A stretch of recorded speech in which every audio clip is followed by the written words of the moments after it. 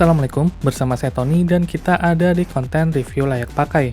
Saya baru tahu kalau ponsel seperti ini ada, fitur phone 2G yang digabungkan dengan konsol NES, jadinya Mito Retro.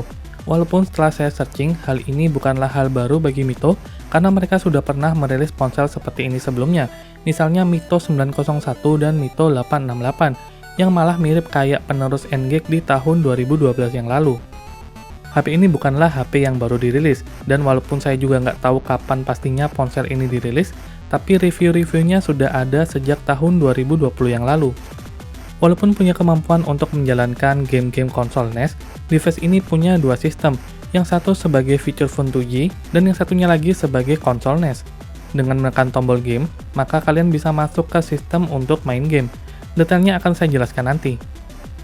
Satu hal yang saya nggak suka dari device ini sebagai sebuah feature phone adalah ketika kita teleponan dengan ponsel ini, entah kenapa suara yang dihasilkan dari ponsel ini terdengar kecil, jadi lawan bicara nggak akan kedengaran. Dan kalau kita ngomong langsung menghadap mikrofonnya, barulah suaranya kedengaran dengan jelas di lawan bicara kita. Ini adalah suara dari speakerphone ponsel ini jika kita telepon ke ponsel Mito Retro ini. ST123 ini adalah suara dari Mito Retro. Teleponan dengan ponsel ini mendapati bahwa mikrofon ponsel ini tidak terlalu sensitif. Sehingga ketika kita jauh dari mikrofon, walaupun kita telepon dengan kondisi normal, suara kita selalu kecil. Namun ketika kita telepon dengan mulut menghadap langsung ke mikrofon, suaranya akan jelas. Namun kita tidak akan bisa mendengar karena kita tidak meletakkan earpiece-nya pada telinga kita. Kalau dipakai untuk SMS sendiri, ponsel ini cukup oke, karena posisi memegang ponselnya lebih ergonomi, pakai dua tangan. Untuk keypadnya sendiri agak keras menurut saya, tapi tombol-tombolnya gede. Sayangnya, kalau kita belum terbiasa dengan ponsel ini, navigasinya agak aneh. Misalnya ketika kita mau ngirim SMS dan memilih nomor penerima, secara insting kita akan menekan tombol pilih ini. Namun setelah kita tekan, tidak ada pilihan untuk memasukkan nomor penerima. Dan ternyata untuk memilih nomor penerima, kita harus menekan tombol OK ini. Namun lama-lama akan terbiasa juga.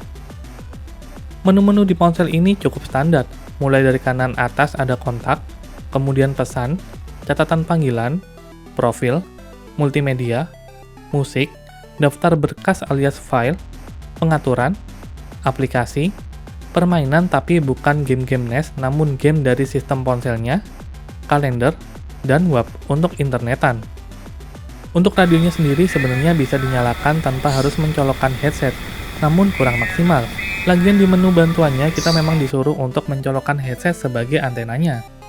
Jika bosan mendengarkan radio, kalian bisa menyetel lagu di menu pemutar musiknya. Ada pula pengaturan equalizer pada pemutar musiknya. Dan suara yang dihasilkan speakerphone ini, saya suka sih sebenarnya. Apalagi kalau pakai equalizer reguler. Suaranya cukup kencang di volume tertinggi. Maklum saja karena speakernya cukup besar walaupun cuma satu.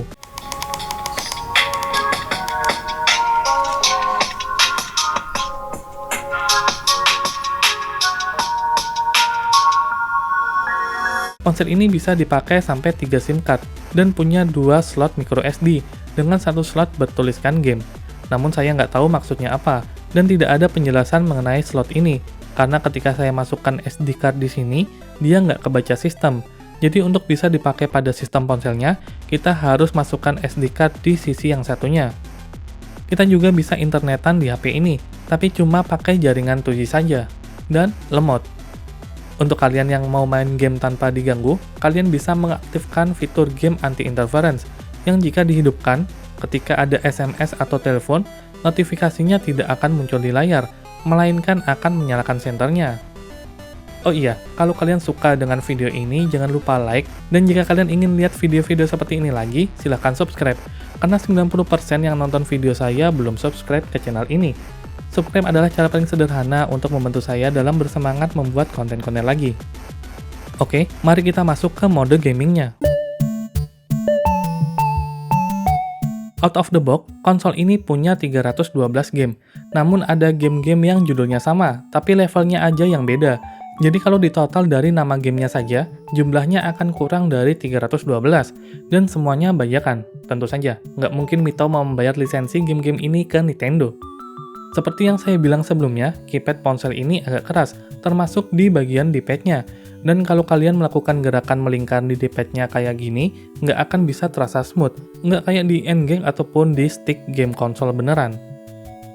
Kalau kalian besar di masa NES atau Nintendo Entertainment System seperti saya, maka konsol ini akan membawa kalian bernostalgia ke zaman-zaman itu, di mana yang kalian pikirkan cuma sekolah, PR, main, dan Ana, karena saya ngefans sama dia. Game-game 8-bit dari Nintendo seperti Mario dan Donkey Kong juga ada di konsol ini.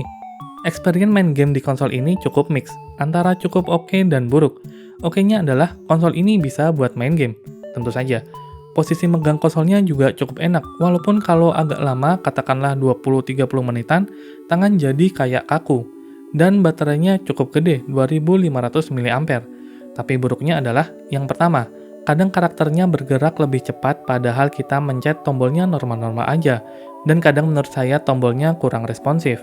Yang kedua adalah suara gamenya kayak rusak gitu. Hal ini akan sangat mempengaruhi experience dalam nostalgia kita.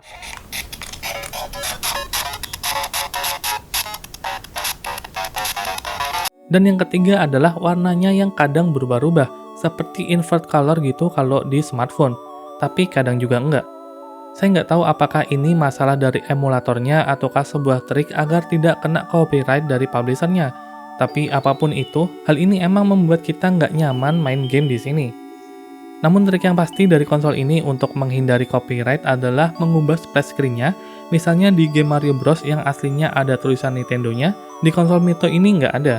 Jadi kayak kucing-kucingan gitu sama publishernya. Di konsol ini kita akan menemukan berbagai genre game, mulai dari petualangan sampai fighting.